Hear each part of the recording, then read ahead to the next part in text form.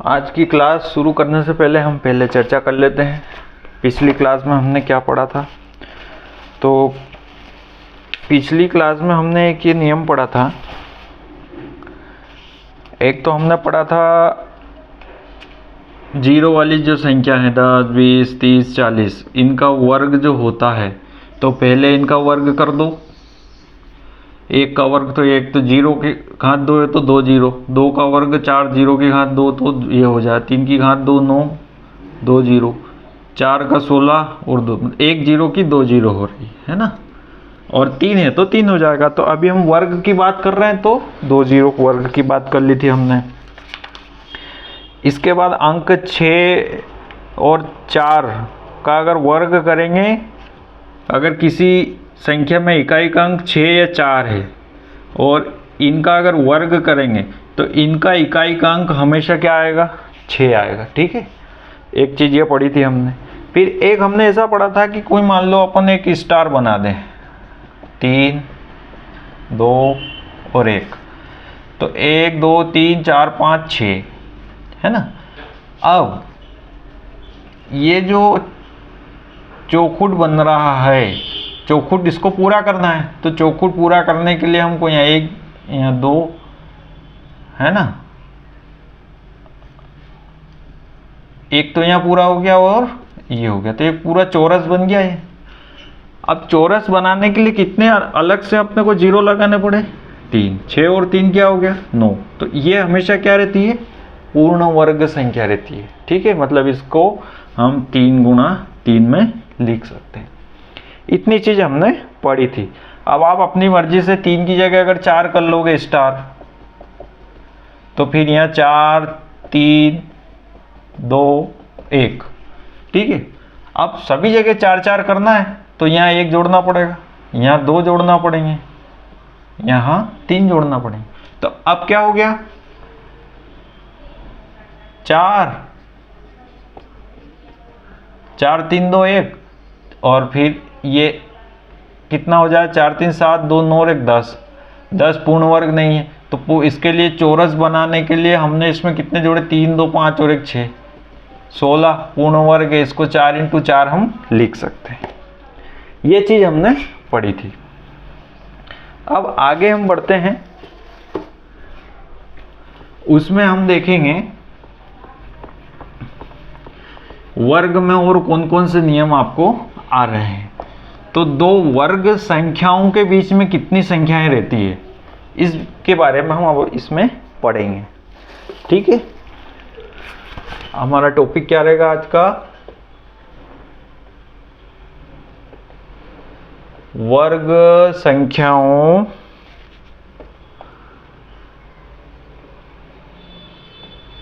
के बीच की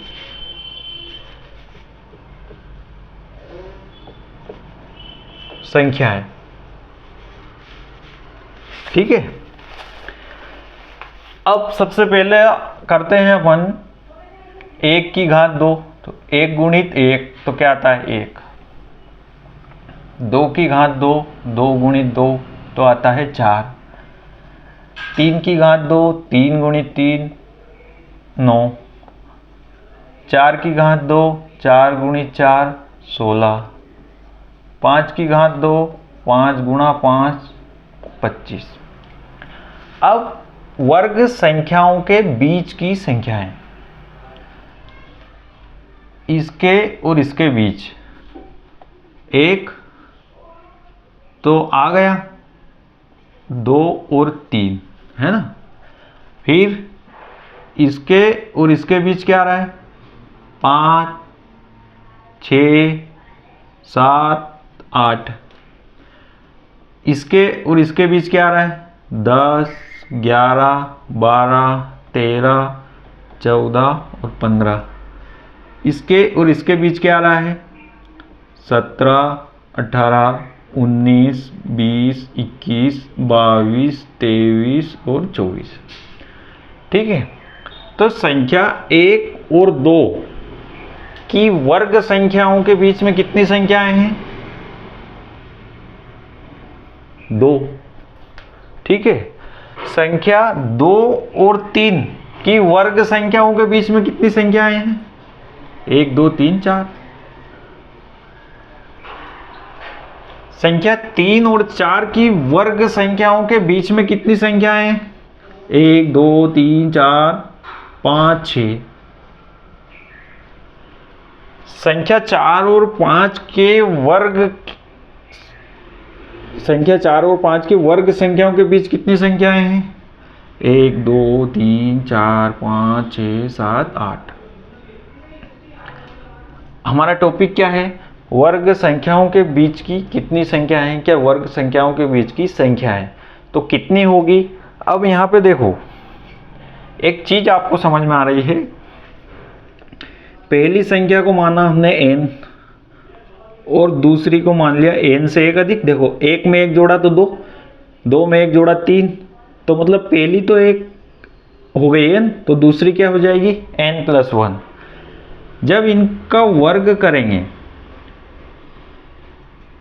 n square plus n+1 का स्क्वायर, तो इनके बीच की संख्याएं जितनी होगी 2n। ठीक है, ये समझ में नहीं आया होगा आपको, मैं समझा देता हूं।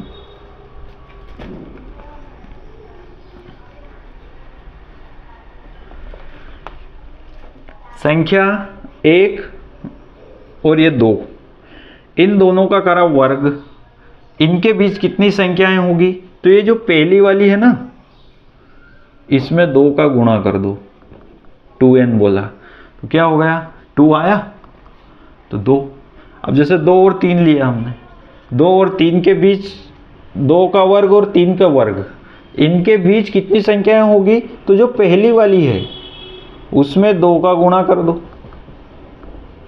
4 आ रही, देखो 4 संख्या होगी। ठीक है, इसमें शर्त ये है कि ये 2 और 3 इससे एक अधिक होना चाहिए, है ना। ऐसा नहीं कि 2 और 5 ले लिया, इसका वर्ग और इसका वर्ग, इन दोनों के बीच की संख्या निकालना हो तो आपने 2 से गुणा कर दिया तो 4, गलत हो जाएगा। 2 और 5 के बीच तो फिर वो ज़्यादा हो जाएगी, 4 से 10 और 8 18 हो जाएगी, है ना। तो आपको क्रमागत इससे एक अधिक, है ना।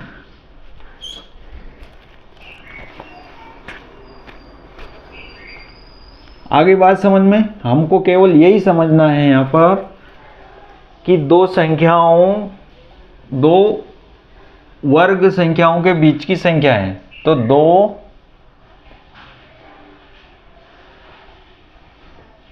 क्रमागत वर्ग संख्याओं के बीच की संख्या है ना।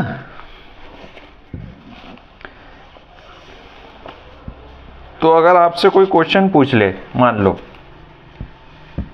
कि 7 और 8 के बीच, 7 व 8 की वर्ग संख्याओं के बीच कितनी संख्याएं होगी, तो आप क्या करोगे? 2 लिखोगे और ये वाली संख्या का गुणा कर दोगे, तो कितना आएगा उत्तर? 14।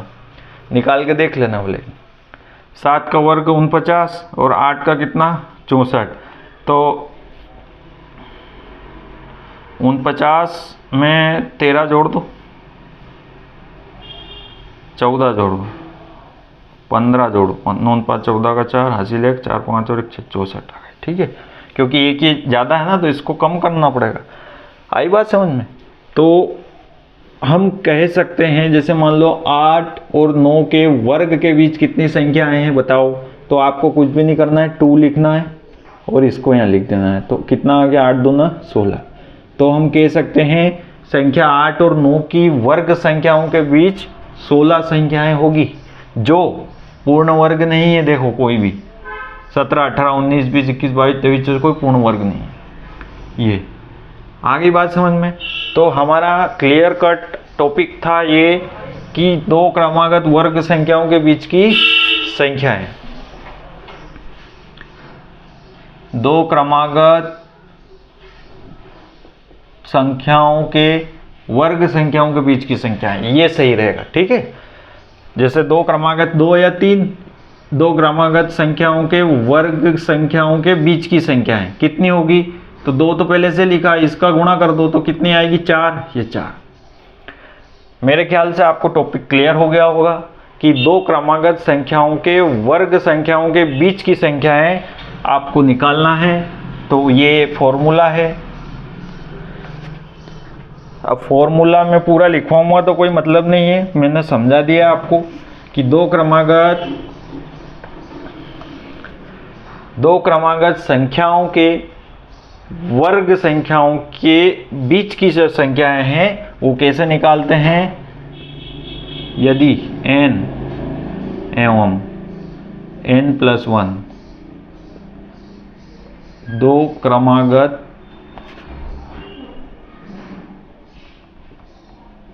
संख्याएं हैं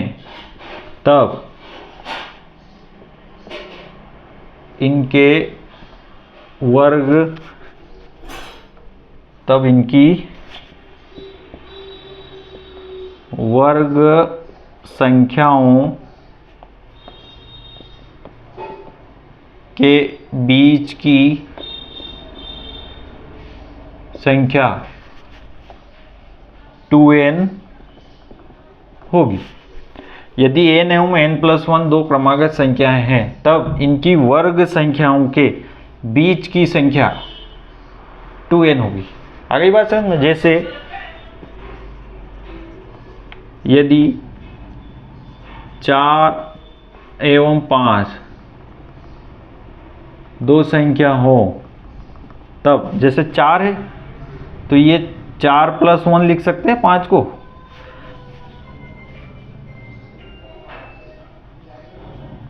तब वर्ग संख्या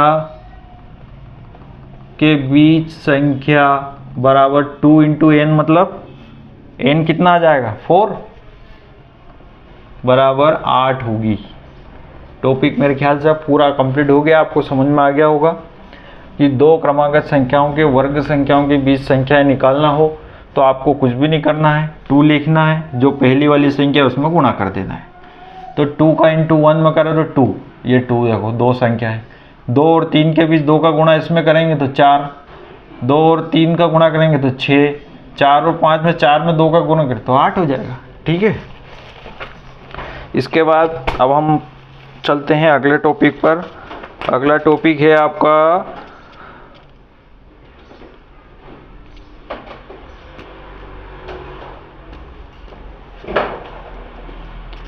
विषम संख्याओं का जोड़।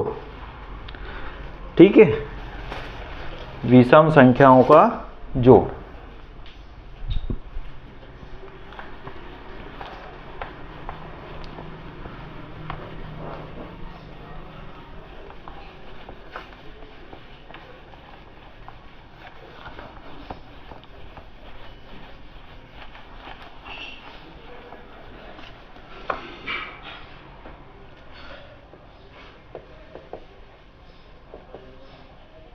विषम संख्याओं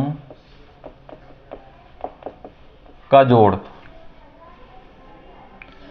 अब ये भी एक इंटरेस्टिंग चीज है। ठीक है, अब विषम संख्याओं का जोड़ तो आपने लिखा 1, 1 + 3, 1 + 3 + 5, 1 + 3 + 5 + 7, 3 + 5 + 7 + 9, 1 + 3 + 5 + 7 + 9 + 11, है ना। ये क्रमागत विषम संख्याओं का जोड़ है। इसका जोड़ करो, 1 और 3 4, 5 4 9, 9 और 9 18, 18 और 2 20 और 5 25 और 10 35 और 1 36।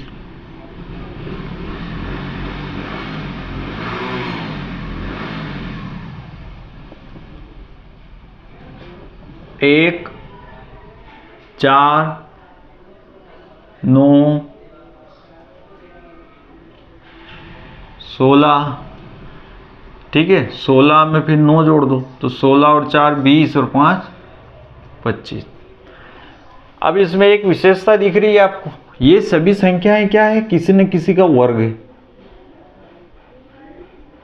ये 1 का वर्ग है, ये 2 का वर्ग है, ये 3 का वर्ग है, ये 4 का वर्ग है, ये 5 का वर्ग है और ये 6 का वर्ग है। अब हमें यहाँ पे क्या नजर आ रहा है कि किसी भी पूर्ण वर्ग संख्या को क्रमागत विषम संख्याओं के जोड़ के रूप में हम लिख सकते हैं। किसी भी पूर्ण वर्ग संख्या को क्रमागत विषम संख्याओं के जोड़ के रूप में लिख सकते हैं, है ना। आई बात समझ में। कोई सी भी पूर्ण, यहाँ पे एक नियम बनता है, इस नियम को याद रख लेना, ये जब तक आप गणित पढ़ोगे आपको काम में आएगा, ये कभी बदलना नहीं है। अब इसमें बताया क्या जा रहा है कि प्रत्येक पूर्ण वर्ग संख्या को क्रमागत विषम संख्याओं के जोड़ के रूप में लिखा जा सकता है। क्रमागत ऐसे ही चलेगी, ये एक एक एक एक एक एक बढ़ता जाएगा। कोई भी संख्या हो, जैसे 25 है तो 1 3 5 7 9, है ना। फिर 11 करें तो 36 आ गया। अब देखो आगे अगर अपन बढ़ाएंगे, 11 के बाद क्या आता है विषम संख्या 13। अगर 13 लाएंगे तो ये 6 का है तो आगे क्या हो जाएगा, 49 हो जाएगा, है ना। 7 का वर्ग हो जाएगा, फिर 8 का वर्ग 64 हो जाएगा, तो उसमें 13 के बाद फिर 15 भी आ जाएगा, है ना। तो आपको ये नियम याद रखना है, किसी भी पूर्ण वर्ग संख्या को क्रमागत विषम संख्याओं के जोड़ के रूप में लिखा जा सकता है। और अगर किसी संख्या को क्रमागत विषम संख्याओं के जोड़ के रूप में नहीं लिखा जा सकता हो या नहीं लिख पा रहे हैं हम, तो हम कह सकते हैं कि वो पूर्ण वर्ग नहीं है। ठीक है। अगर कोई संख्या जैसे मान लो 9 है, 10 है, ठीक है। अब 10 को हम लिखेंगे 1 + 3 तो 4, 4 + 5 9। अब 5 के बाद 6 करेंगे तो अब इनका जोड़ कितना आ रहा है, 9। अब 5 के बाद अगली विषम संख्या कौन सी है, 7। अब 7 जोड़े तो 10 से ज़्यादा आ रहा है और इनको जोड़े तो 10 से कम आ रहा है, मतलब ये पूर्ण वर्ग संख्या नहीं है। ठीक है। जैसे 15 में से 1 घटाओ तो 14, फिर 14 में से 3 घटाओ, है ना, तो ये हो जाएगा 11। 11 में से 5 घटाओ तो 5 घटाएंगे तो 6, फिर 6 बचा, 6 में से 5, अब 5 में से 7, तो ये तो माइनस में आ गया, है ना। मतलब कहने का क्या है कि अगर कोई पूर्ण वर्ग संख्या है 36 है, इसमें से एक एक घटाते जाओ आप। 1 घटाओ, फिर 3 घटाओ, फिर 5 घटाओ, फिर 7 घटाओ, फिर 9 घटाओ, फिर 11 घटाओ तो 0 आ जाएगा, है ना। कुल मिला के बात कहने की ये है कि अगर कोई संख्या पूर्ण वर्ग संख्या है तो उसे हम क्रमागत विषम संख्याओं के जोड़ के रूप में लिख सकते हैं। और अगर किसी संख्या को हम क्रमागत विषम संख्याओं के जोड़ के रूप में नहीं लिख पा रहे हैं तो वह संख्या पूर्ण वर्ग संख्या नहीं है, ये हम कह सकते, ये नियम है। क्लियर है। तो इसको याद रखना, आसान सा नियम है और किताब में दे रखा है और इसको याद भी रखना आप।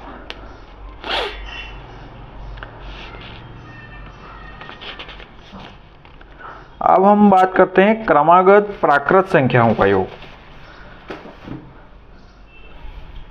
अब ये कैसी थी, विषम।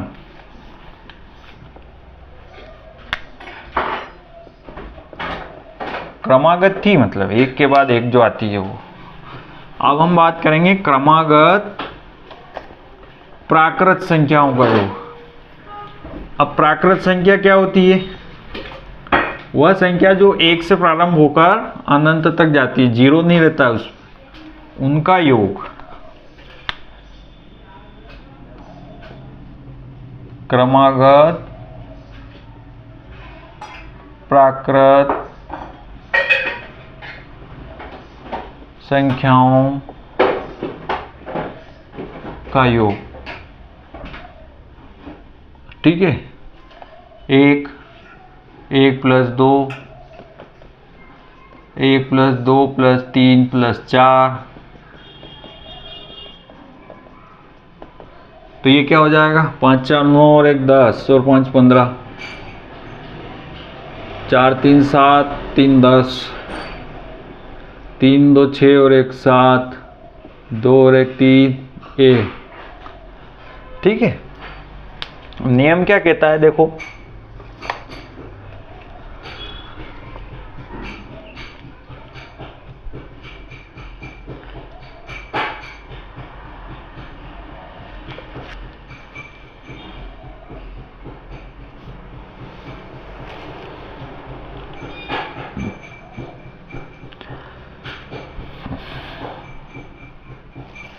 इसमें कुछ दूसरी चीज दे रखी है हमको।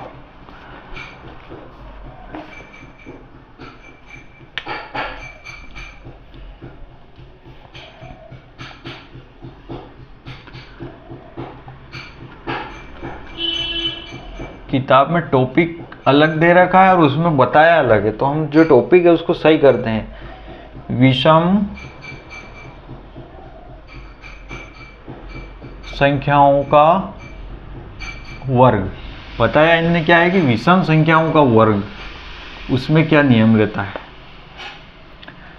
तो विषम संख्याओं का वर्ग 3 का वर्ग, 5 का वर्ग, 7 का वर्ग, 9 का वर्ग। 3 का वर्ग क्या हो गया 9, 5 का वर्ग 25, 7 का वर्ग 49, 9 का वर्ग 81। अब 9 को हम क्या लिख सकते हैं, 4 + 5, ठीक है।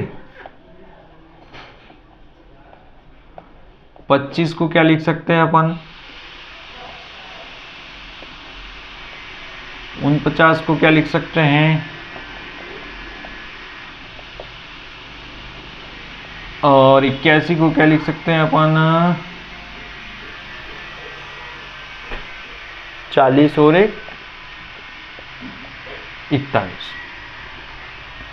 अब यहाँ पे एक चीज आ रही है, आपको टॉपिक ये लिखना है, ये तो गलत दे रखा है, इसमें कोई वो हमको क्लियर नहीं हो रहा है कि पढ़ना क्या है।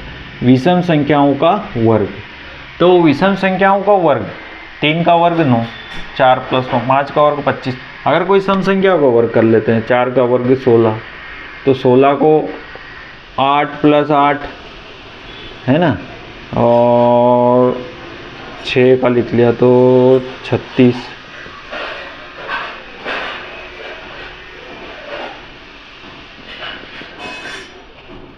ठीक है, इसके बारे में हम बाद में चर्चा करेंगे। अभी हमारे पास है टॉपिक विषम संख्याओं का वर्ग। तो विषम संख्याओं का जो वर्ग है, इसमें एक खासियत है, देखो इसमें क्या हो रहा है, 2 क्रमागत प्राकृत संख्याओं के योग के रूप में हम लिख रहे हैं, 12 13 14 15 40 41 4 5। ठीक है,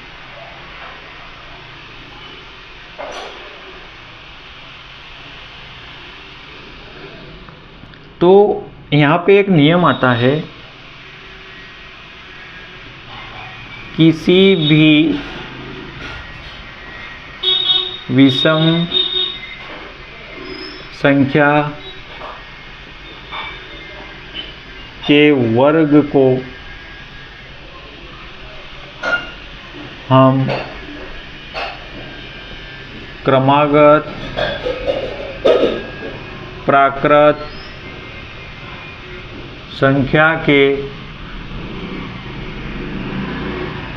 योग के रूप में लिख सकते हैं। जैसे 3 का वर्ग था, तो उसको हमने 9 को 4 और 4 के बाद क्या आता है 5, तो 4 और 5 का योग। फिर 5 का वर्ग, तो हमने उसको लिखा 12 + 13 है ना, 25 होता है, तो 12 के बाद क्या आता है 13, तो 12 में 13 जोड़ दो, 14 में 15 जोड़ दो, है ना। ऐसे मान लो 15 में 16 जोड़ा, 6 5 11 का 1 हासिल 1 1 1 2 1 3। लेकिन ये क्या है कि ये किसी भी संख्या का वर्ग नहीं है ना, तो हमको चलना इससे ही पड़ेगा। तो आपको कोई भी वर्ग संख्या दे रखी है और वो कैसी हो, विषम, तो आप उसको क्रमागत प्राकृत संख्याओं के योग के रूप में लिख सकते हो। ठीक है, अब ये नियम आपको याद रखना है, कहीं इसकी जरूरत पड़ सकती है। और काम की चीज, एक सिमिलरिटी बन रही है इसमें, है ना, कि किसी भी विषम संख्याओं का अगर वर्ग है तो आपको मान लो उसको गुणा में लिखना है, करना है, बाद में जरूरत पड़ेगी, तो ये नियम याद रखना। तो किसी भी विषम संख्या के वर्ग को प्राकृत संख्या के, क्रमागत प्राकृत संख्या के योग के रूप में लिख सकते हैं। क्रमागत क्यों लिख रहे हैं? क्योंकि 40 के बाद 41, 14 के बाद 15, 12 के बाद 13, 4 के बाद 5, क्रमागत है ना, उसके क्रम के आगे। ठीक है, इसके बाद हम अब आगे बढ़ते हैं। आगे हमारा टॉपिक दे रखा है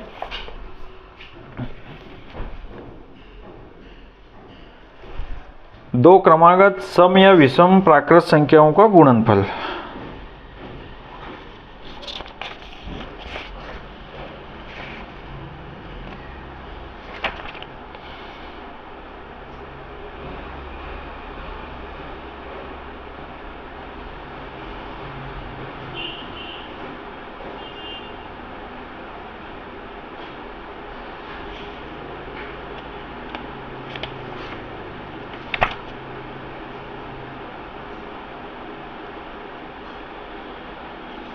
समझ लेते हैं हम इसको भी, फॉर्मूले के आधार पर दे रखा है वो।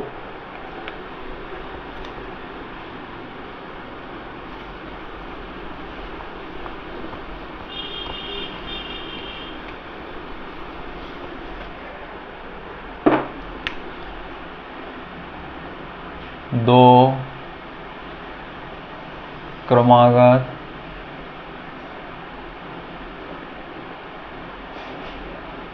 सम या विषम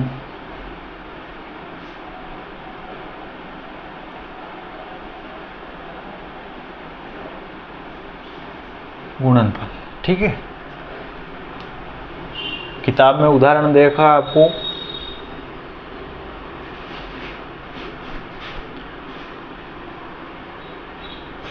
दो क्रमागत विषम संख्याएं क्या, 11 गुणित 13 है ना। तो 11 गुणित 13 क्या होता है? होता है 143। लेकिन इसको हम लिख सकते हैं कैसा? 12 - 1, 12 + 1, तो ये क्या हो जाएगा? 12 का स्क्वायर -1। ठीक है, एक दूसरी देख लो, 15 गुणित 17 है ना। 15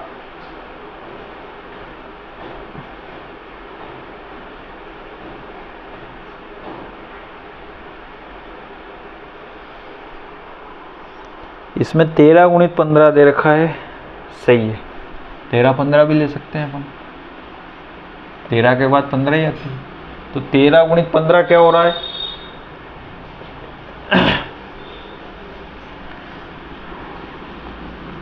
15 × 45 का 5 हासिल 4, 15 और 4 19, 195। अब 195 को आप कैसा लिख सकते हो? 14 - 1, 14 + 1, तो ये क्या हो जाएगा? 14 का स्क्वायर -1 है ना। 14 का स्क्वायर होता है 196, 196 में से घटा दो। अब ये भी ऐसा कैसे हो जाएगा, है ना। 16 - 1, 16 प्लस, अब मेरे को ये नहीं पता है 15 गुणित 17 कितना होता है, तो अब इसको हम लिख सकते हैं 16 का स्क्वायर -1, तो 16 का स्क्वायर 256, 256 नहीं,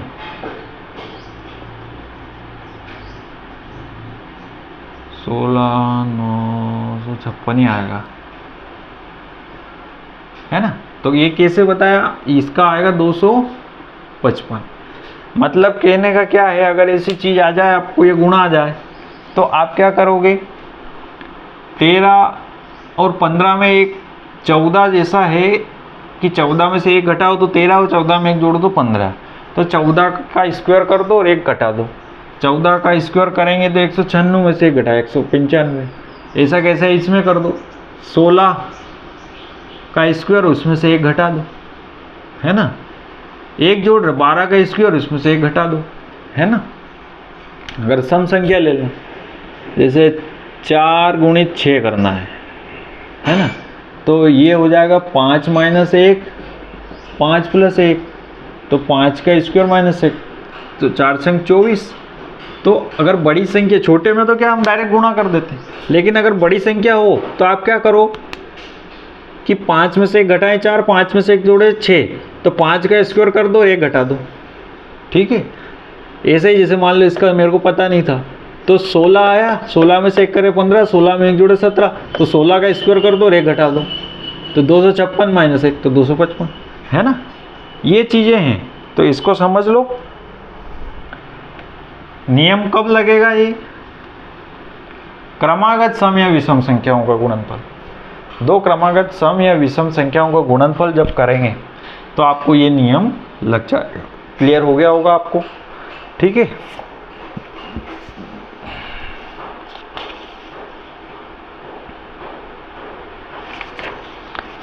अब वर्ग संख्याओं के कुछ और प्रतिरूप इसमें दे रखा है। संख्याओं के वर्गों का अवलोकन कीजिए। एक चीज और दे रखी है,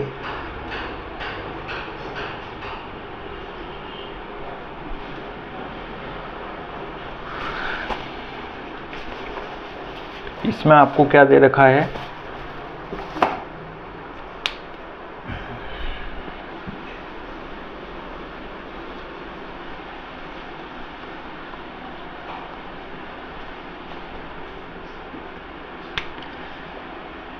एक का वर्ग क्या हो गया 1, 11 का वर्ग क्या हो गया 121। 111 का अगर वर्ग करेंगे तो आपको बीच में क्या आ जाएगा 3, 2, 1, 2, 1।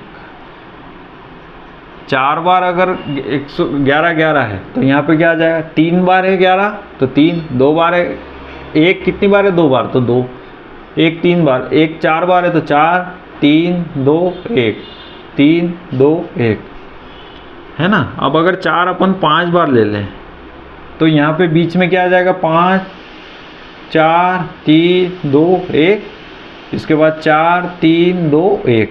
अगर आपको कहीं पे अगर कोई बड़ी संख्या आ जाए कि इसका वर्ग निकालो, है ना। उदाहरण के लिए मान लो 1 2 3 4 5 6, इकाई, दहाई, सैकड़ा, हजार, 10,000, लाख, 1,11,111, इसका वर्ग करो। तो अगर इसका गुणा इसमें करेंगे तो बहुत लंबा होगा, तो इसकी क्या ट्रिक है, एक कितनी बार आ रहा है 1 2 3 4 5 6 बार, तो 6 यहाँ लिखा, 5 4 3 2 1, 5 4 3 2 1, ये इसका वर्गमूल वर्ग है। आई बात समझ में, यह नियम है, याद कर लेना, अच्छी चीज है। अब इसके बाद हमारा प्रारंभ होता है प्रश्नावली 5.1 के क्वेश्चन होंगे। अभी तक तो हमने जो जो टॉपिक थे उनको डिस्कस कर लिया, समझ लिया। अब अगर हम प्रश्नावली के सवाल